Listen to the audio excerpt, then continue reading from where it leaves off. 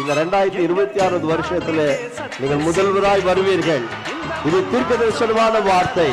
தேவன் உங்களை ஆசீர்வதிப்பார். இந்த தமிழகத்துக்கு ஒரு பெரிய காவலாய் அவர் ஒரு காரியத்தை மக்களே உங்களுக்கு சொல்லுகிறேன்.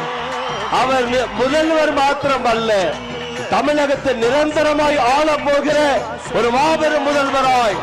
அவருக்கு சின்ன வயது, இன்னும் எத்தனையோ ஆண்டுகளாய் ஆள போகிறார். அதற்கு நாங்கள் கிறிஸ்தவர்களாய் எல்லா கூட்டமைப்பும் வந்திருக்கிறோம். இன்னும் நிறைய கூட்டமைப்புகளை உங்கள் பக்கம் கொண்டு வரும். ஏன் தெரியுமா? நீங்க ஆள பிறந்தவர்கள், நீங்க ஆள போறீங்க, நிச்சயமாய் ஆள்வீர்கள் என்று மனதார வாழ்த்துகிறேன். இந்த 2026 வருஷத்துல நீங்கள் முதல்வராய் வருவீர்கள்.